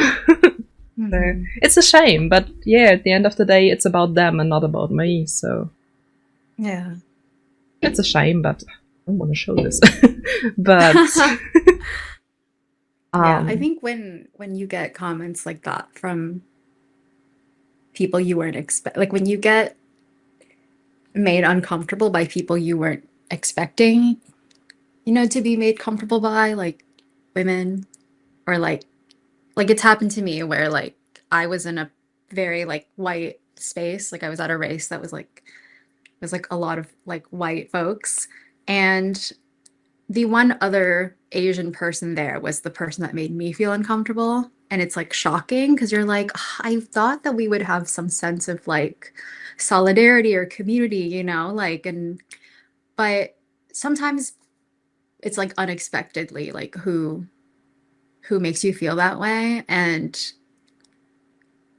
unfortunately, I think it's just like them internalizing something, you know, like whether it's racism or sexism. It's like, you know, some people feel like you have to go, they went through it and it was really hard for them. And so you have to go through it and it has to be hard for you too. yeah, Whereas I feel like, well, it was hard for me, so let me see if I can make it so that it doesn't have to be as hard for you when you go through this. same for me. So it's like an interesting thing to really think about. So I try to not take it personally sometimes when people say weird things to me. I'm like, they're probably insecure, or they're probably threatened, or they probably feel unsafe, or maybe they were made to feel unsafe and now they think that I deserve to feel unsafe. So I do my best to like process it and then like move along. But you know, every day is a day. I feel like sometimes you take it day by day because some days are harder than others. Oh, definitely. And you just can start another day better than the day before was. But I also, what you just described, I had at a workplace. So someone was kind of jealous of the new colleagues joining because they had it way easier. And it was a woman, and he was very, very mean to them because she was so, but I had it so difficult as I started here. You all need to feel the same. And so why? Why? That's it's stupid. so unnecessary. So why not helping each other? The world could be so much easier sometimes. Yeah. When we would work together and not against each other all the time. Especially, I see this sometimes when we try to support females and then there are females just battling or fighting with each other. Why? So we can be so much moving forward when you just work together instead of against each other. I don't get it. Absolutely. Yeah. Also, like, I feel like when stuff like this happens, I just think it's not that serious, you guys. Like, we're literally on a floating rock in space. Yeah. It's not that serious. Like, it's not that serious. Like, why can't I do this? Like, because I'm a girl? Like, it's not that serious. Yeah. We're just floating in space. Like, calm down. And you will be forgotten one Um, day in 100 years, yeah. 500 years, whatsoever. So yeah, it's crazy. Sometimes I'm really thinking, wow, why we make it's so much difficult for ourselves. Yeah. But well, we try to change it for ourselves and for the people around us. So I'm always more the helping one than the fighting one. So Yeah. step by step, we can do it better or Yeah. something. Good for you. Yeah. Oh well. Chad, I read already that we should do the pizza question. Should we do the pizza question, Chad? It's the question we ask every chat guest, so you need to go through it as well. Okay. It's the most obvious question in with pizza ever, but I'm nervous. do it. Okay, the question is easy. Pineapple on pizza, yes or no? Oh my god. You can't. Okay, there is no right and no wrong answer. We have both yeah, groups that here. question is so easy for me. Yes, because I like it. That's good. So it's 6-5 for pineapple on pizza. I love pineapple on pizza. I Me love too. pizza. I love also pineapple. I can eat it myself and on pizza. Yeah. And you see, Chad is happy. But we have both groups here. So we have the ones who love it and the ones who hates it. So there is no right or wrong answer. But it's kind of a tradition by now to ask this question every guest we have. Yeah. So, it's the only thing Chad wants to ask me every time. Yeah, I love pizza actually. I've been trying to try all the pizza in Los Angeles. I have a spreadsheet and it has like over 100 spots. And so I've been very slowly making my way through it. It's called my pizza tour. That's so cool. But yeah. Yes to pineapple. I Nice. stand by it. Love pineapple. Also on pizza. That's some serious dedication to pizza. It's not that difficult as a word. But hey, we all love pizza, honestly. Oh yeah. I love pizza. Like I will eat anything that resembles pizza. I'm not picky. Yeah, well, no. Some stuff I wouldn't eat on pizza, so like tuna or something. Yeah. Could be done well, maybe. I don't know. To be honest, I would just put the tuna next to the pizza and eat the rest, but like corn. But in Germany, it's normal to put corn on your pizza. I've had corn on pizza that was good. Yeah, it can be very fitting. So yeah, I don't know why it's so. I mean, Magu, I remember in Sweden there's banana on pizza. So oh, interesting. Don't say too much. Yeah. What else is on it? Is it just banana? I can't remember. I just remember the banana on the pizza. And they said it's the Sweden's favorite pizza or something. Yeah, banana and curry pizza, right? Oh, interesting. Is it like sliced banana or is it like blended or It was sliced on the picture I saw. Oh, I want to look that up really quick. It looks interesting, at least. Never tried it. Maggie, what you are for a Swedish guy when you never tried the most favorite pizza in Sweden? Oh, wow. And there's the picture I'm looking at has pineapple on it too. It's banana and pineapple. Interesting. Look, yeah. Maybe I need to try this once. The most favorite is kebab pizza. Well. Bad. Is there a lot of banana in Swedish cooking? Idea. Okay. Magu, is there much of banana in your Swedish kitchen? think you're the only Swedish guy here at the moment, so you need to answer. Not really? Okay. That's interesting then. Oh, interesting. Yeah. I wonder how that came to be. Oh, we had banana left over, so let's put it on the pizza. I feel like pizza. I feel like, okay, the Italians, please don't come for me. I feel like pizza is just bread with sauce and cheese, you know? So You can put everything on the pizza. you can really put anything on it to make a certain flavor, you know? Like that's why like in America like they do like barbecue chicken pizza because that's a very like common flavor. So then they just put it on top of the bread, sauce, cheese, like and that's now a pizza. Like I feel like it's just a vessel. Yeah. For whatever flavor you're trying to Definitely. achieve, Or what so. you have left over in your kitchen, but Right, needs to be yeah. done or something. So that's how I make sometimes food. Just see what I have and then put it together and hope for the best. Mhm. Yeah. Mostly it's alright, so. But yeah. Now I want pizza. Damn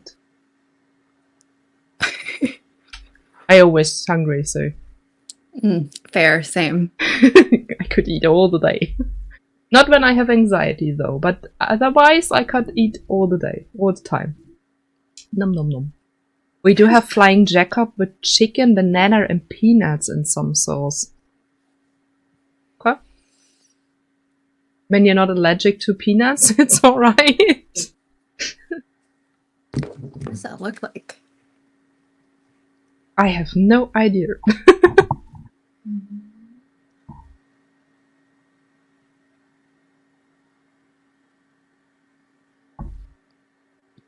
Okay. I see.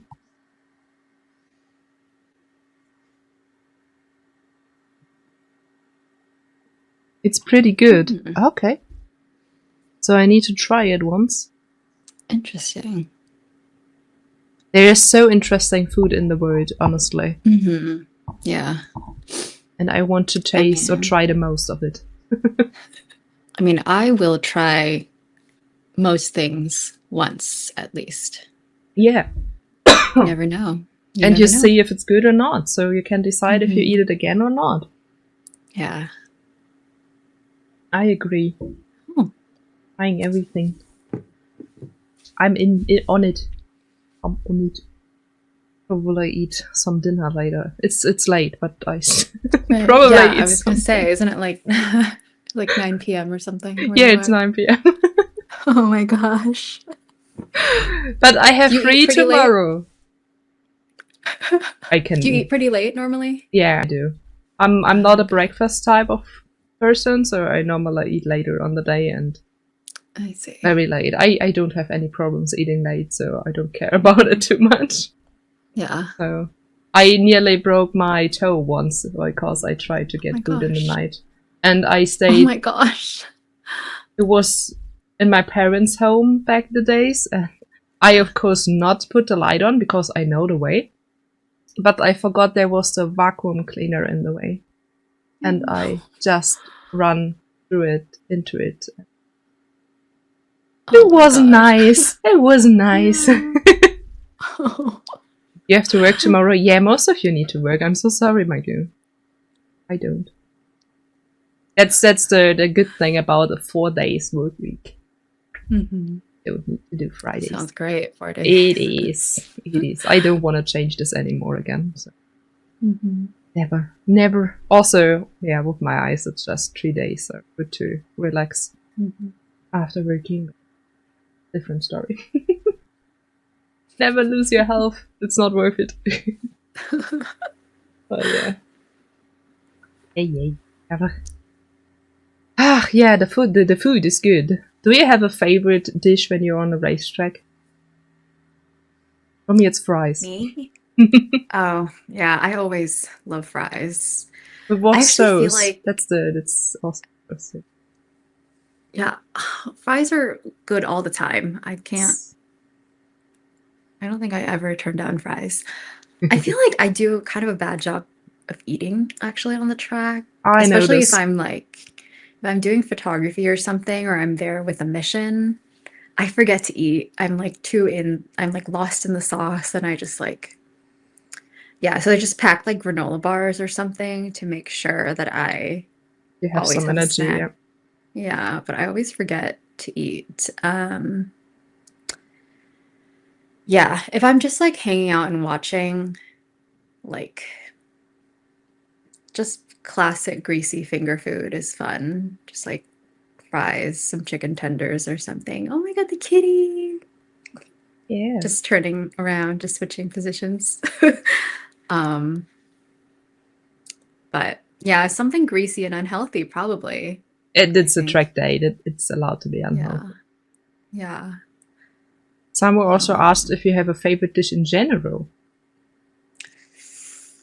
Pizza. I don't know, I probably pizza. was kind of expecting this answer. Yeah, pizza, sushi, French fries. Sushi. I feel like I like a lot of foods. That's amazing. I feel like I can eat anything. The only thing I don't like is goat cheese, but I pretty much can eat anything else, and um, I like most foods. Food is amazing, Yeah, like Samuel said. Yeah, that's food is amazing. Yeah. yeah. I have also a friend who is just eating to survive, and I'm so how? How? Oh my gosh, that's like so not fun. Yeah. So why? What is your favorite candy or sweets? Or sweets, candy sweets. Blah, blah. I really like sour candy. Interesting. Um, Yes. like sour, some kind of sour, chewy candy. Mhm.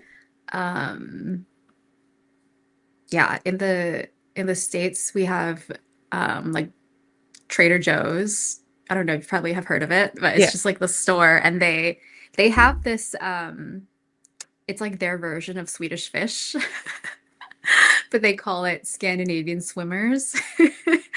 And they have a sour version that is my favorite. And every time I buy them, I buy like 2 or 3 bags at a time because I go through them fast. Like when I'm with my friends, like I share and everyone just like eats them pretty quickly. But the texture is really good. I love the sour. Um, yeah, I think sour candy of any kind usually is my go-to. Okay. Yeah, that's cool. Mhm. Now I also want sweets. Damn.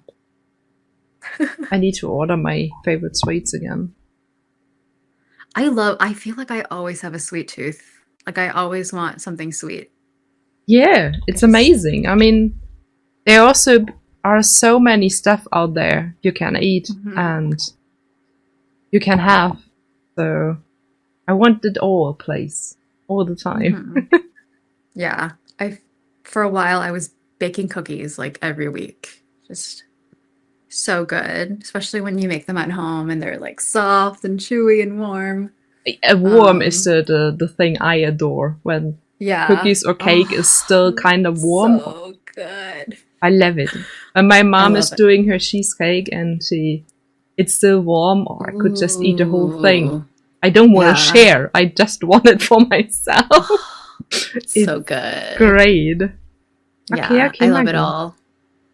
Yeah, it's food in general is just amazing. Hmm. Sounds like alien dinner and terrible. Oh yes. And yes, Margot, I don't order anything. I don't do. I ordered a monitor. Yeah, it will come tomorrow, so that was expensive. But now I'm hungry. Kinda eat something after stream, definitely. So, Chad, do you have any more questions? Because I think we come slowly to an end. So, we're soon hitting the 2-hour mark. Already. I don't know when this happened, but time flies when we have fun, right? Wait? Okay, Sam, we'll wait. I not wanted to run away. You forgot to ask your Mario Kart question. Okay. Ask your Mario Kart question. Do you play Mario Kart? Is that the question? No, I think there will Um, be another question oh, okay, depending on the your follow-up answer. question. I have before, but I wouldn't say that it's a regular thing for me. Because now I think the boring. next question will kind of build on this. I don't play a lot of games. I get too stressed. Yeah, I feel this. I mean, I play a lot of games, but I feel this. Who did you pick when playing? That's the question I expected. I don't know. I feel like I just like none of it means anything to me. So I usually I'm like last to pick. So I pick whoever's left and I like pick a character that I haven't played before because I'm like, why not? I'm sorry, that's like not a very fun answer, but Yeah, that's I great. feel like I'm like just there for the experience of like hanging out with my friends or something. That's the main important thing, yeah, sure. Yeah. But I didn't play a ton, and I'm not very good at it, surprisingly, because I No don't one play. is good at Mario Kart. No one. And when you're good at Mario Kart, you will get penalized because there are ways to get the worst stuff happen to you. So it's not fun being good at Mario Kart. It's like very difficult for me, especially like if there's like, like 4 people like racing and then there's like 4 screens or whatever. And I'm like, I don't know where to look. I'm distracted. I have ADHD. So I'm very like, I'm like looking everywhere. I like don't know which one I am. And I'm like, what's happening? Like I'm like, oh my gosh, I'm doing so well. I'm like, wait, that's not me. That's me. I'm like, driving the wrong way around the track. Yeah, or you're stuck somewhere and you're like, you've broken the game and now you're floating or something. And I'm like, oh my gosh, how do I get out of this? Like, I'm just so distracted. I want to watch her. I want to watch him. I park here. I watch the rest. I can't do games. But it sounds also funny. So, I mean, at the end, it's the time you have spent with your friends and not really the game. So, yeah. No, exactly. That's me in life, right? Like... me and I racing. Oh my gosh. So true. Oh, I love this. Yeah, I'm not good in Mario Kart either, so. Could you usually pick? I pick mostly the Tanuki Mario. Because it's a Tanuki. That's the only reason. That's fair. But it's cute. It's a Mario with a little Tanuki outfit, so I love it. I'm very, very easy to get into stuff that's cute, so we'll always pick the cute stuff. Also, we started playing Pokemon last on this channel, and I don't want to play smart. I just want all the cute Pokemon on my team, and then we go. That's my thing of doing it. So, yeah, that's me. I feel like I'm not good at games because I don't necessarily play the game how I'm supposed to play it, or like I don't play it the way that the game creators want you to. I'm like, what's over here? Like because the ADHD, so I'm like, what's over here? And I'm like exploring every little corner of the game. Yeah. Like I'm just like, what's in this corner? What's under here? And I'm just like doing like who knows what. Like, so I just get a little bit too like distracted with that. But it also can be fun. So yeah. You can find all the secrets the other just not see because they're just rushing through. So yeah. That's exactly how I play games too. Yeah. I think it's not that uncommon, but so yeah. I mean, also games are a big time eater. So just don't do it. Yeah, it's a huge waste of time. That's why I sit on TikTok for 4 hours instead. Yeah. That's not a waste of time compared to games. Never. It's just a brain break. So. Well, sometimes you need just to waste time to just chill out and calm down. Absolutely. So I don't think it's the goal in life to just work all the time. I think wasting time is also very important. So yeah. And when it's scrolling through TikTok, then it's scrolling to TikTok. Who cares at the end of the day? So. I mean, I did this on Instagram. I kind of found you, so it was a waste of time, I have no idea how I found you, but I did. One day. And then I think I saw you. you did a story, and I was like, oh, she wants to talk, and she wants show her first. I can ask her if she wants to, because that's kind of a reason I wait for. Because there are, of course, people who doesn't want to talk on the internet. Yeah. I mean, not showing the face is not a problem. I can put something in this window, or just using the chat window so you just see me or something. That's not a problem. But when they not wanted to talk with me, that's a problem. So. Yeah. Oh, I love to yap. It's because I was like I was just posting pictures for a long time on my photography account, and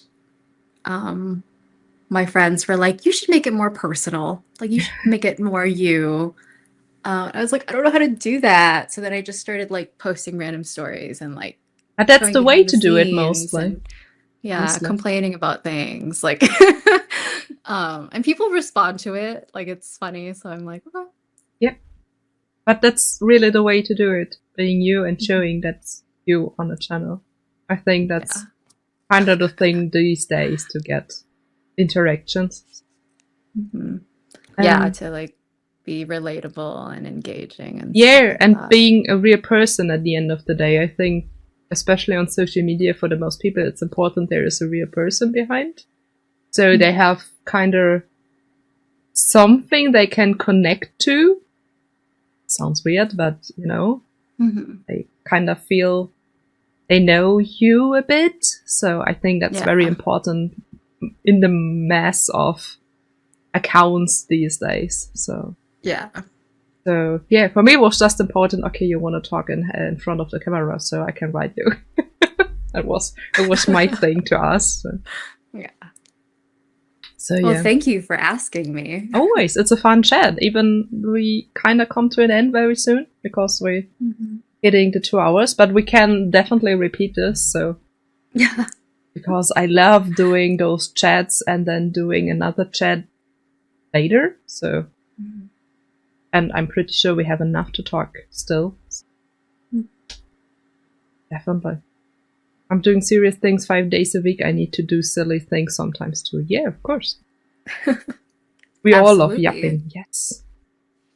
Yeah, and I think life is not just work. Life is also living. So do what you want and do what you love. So that's also important. The life is serious enough. So one cat is snoring. Oh, there. Sleeping. Yeah, there. The other one is sleeping there, but you don't see it, unfortunately. Oh. I can't reach the cam to go or to because it's on a tripod and it's behind my screens, behind the table, so I can't reach it from here. Are you so cute? They're both cute. Yeah. So yeah, Chad, it's your last chance to ask questions before we come to an end. But probably we kind of repeat this one day. Because I loved these 2 last hours, to be honest. So much fun. I did too. Thank you for having me. Yeah, always. And I really want to do this again. You're my friend now, so... Thank you. That makes me happy. They are both cute, but Baloo is cuter. Yes! But don't tell Miska! Oh. Yes, I have a favorite cat. I need to say. I don't show it. Which one did you get first? The white-red one, Baloo. Okay. I got him in November 2015, and I got in January 2016. So around 2 months later, because I wanted a second cat for him. So he is, when we're working or something, he is not alone, but yeah, he is not the biggest fan of hers. So. Oh. But he is also not happy when she is not here, so there is a bit of love. Grumpy. Yeah, just grumpy all the time. Yeah, and he wants to be the boss, so he needs to be the boss, and she is, needs to be the smart little one. But that's alright. I love them both, still. Even their silly sides. So yeah. And they're the stars on this channel, so It's not me, it's the cats. Yeah. We don't gonna lie, it's the cats. I understand this. Because they're cute. They're so adorable. Yes. I requested for a third cat, but I not get. Because he wants to go outside and I can't let him outside here, so. Oh, yeah, that is. But it's fine. But I saw him, I needed to request, so. He was so cute. But it's fine. No? You sleeping, cat? They're sleeping now. But not too long. Don't worry. They will be awake very soon and complaining about empty food bowl. Right. They're gonna wake up in the middle of the night when you're asleep. Yes. And they're like, I'm ready to wake, I'm ready to play. And Yes. just zoomies all night. Night from Sunday to Monday. I wanted to put him out of my flat because I was so annoyed. He was so loud and he was so complaining about anything. I still don't know what he had this night. It was 4 a.m. in the morning. Oh. But I loved him. Yeah. But this night was really not fun. Oh my god. Oh yeah, it happens. But otherwise he is very cute. So I forgive him, so it's fine. It's fine. I love cats. I love them. But I would say, Chad. I mean, Chad, we see us tomorrow again, you know? We are live tomorrow. 8 p.m. CET with fun racing day and iRacing. Let's see what we get. So I would say we end this here for today. Tomorrow we fight to death or something. To the death or something. Yeah, sure. As always we did.